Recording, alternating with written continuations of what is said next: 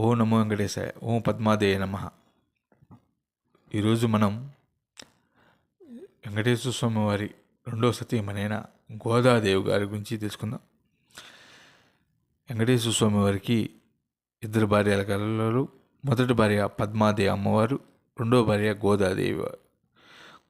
పద్మాదేవి అమ్మవారును గోదాదేవి వారిని వెంకటేశ్వర స్వామి వారు ఇద్దరిని రెండు కళ్ళు వలె చూసుకున్నా చెప్పవచ్చును.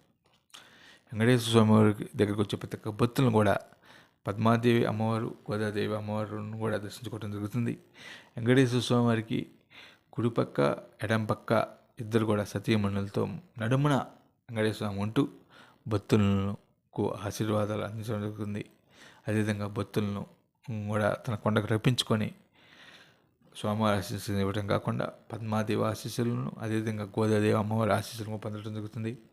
ఈ ఆశీస్సుల వల్ల ఎంతో భక్తులు కూడా పరితపించడం జరుగుతుందని చెప్పవచ్చును. వెంకటేశ్వర స్వామి వారి మహిమలు అంతా ఎంత కావు. పద్మాదేవి అమ్మవారి మహిమలు, అదేవిధంగా గోదాదేవి అమ్మ మహిమలు కూడా అంతా ఎంతగా చెప్పవచ్చును. వెంకటేశ్వర స్వామి వారికి ఎడం పక్క గోదాదేవి అమ్మవారు ఉంటున్నారు. కుడిపక్క పద్మాదేవి అమ్మవారు, మధ్యలో స్వామివారు ఉంటున్నారు.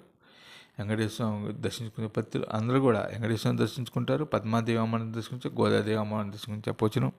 గోదాదేవి అమ్మవారు కూడా వెంకటేశ్వర స్వామి వారి బాటలను పయనిస్తుంది.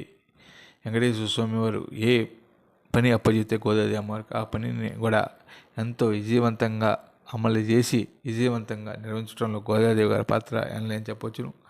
వెంకటేశ్వర స్వామి వచ్చే భక్తులు ఆశించడం కాకుండా కష్టాలు ఉన్నప్పుడు కూడా వెంకటేశ్వర స్వామి భక్తులను స్వయంగా గోదాదేవి అమ్మవారి ఆ భక్తుల దగ్గరికి వెళ్ళి వాళ్ళ సమస్యలను పరిశీలించే విధంగా కూడా గోదాదేవి అమ్మవారు కృషి చేస్తుందని చెప్పవచ్చును.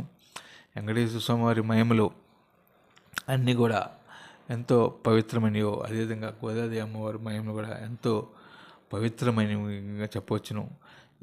అమ్మవారిని దర్శించుకుంటే చాలు మన జన్మ అవుతుంది. అదేవిధంగా గోదాదేవి అమ్మవారిని దర్శించుకుంటే చాలు మనము పరమ పునీతులం అవుతామని చెప్పవచ్చును. మన పాపాలన్నీ కూడా కరిగిపోతాయి, మన మనసు నిశ్చలమైపోతుంది అని కూడా చెప్పవచ్చును. వెంకటేశ్వర స్వామి వారికి ఎలాగైతే గోదాదేవి అమ్మవారు ఉండి ఒక అభయ వస్తంగా స్వామివారి బాటలో పనిస్తుందో, అదేవిధంగా ప్రతి భర్త వెనక కూడా గోదాదేవి అమ్మవారిలాగా భార్య ఉండాలని కూడా మన సమాజంలోనే చెబుతున్నవి. వీళ్ళిద్దరూ మనకి నవదంపతులకు, నేటి భార్యాభర్తలకు వెంకటేశ్వర స్వామి వారు, పద్మాదేవి అమ్మవారు, అలివేల మంగమ్మ అమ్మవారు స్ఫూర్తిదాయకము, మార్గదర్శనం అని కూడా చెప్పవచ్చును. స్వామివారి ఆశీస్సులు పొందటం కాకుండా అమ్మవారి ఆశీస్సులు కూడా పొంది మెండుగా భక్తులు ఎంతో సంతోషంగా తిరుమల నుంచి తిరిగి పయనం అవుతున్నారు. ప్రతి ఒక్క దేవాలయంలో, వెంకటేశ్వర దేవాలయంలో కూడా వెంకటేశ్వర స్వామి వారు ఉంటున్నారు, పద్మాదేవి అమ్మవారు, గోదాదేవి అమ్మవారు ఉంటున్నారు.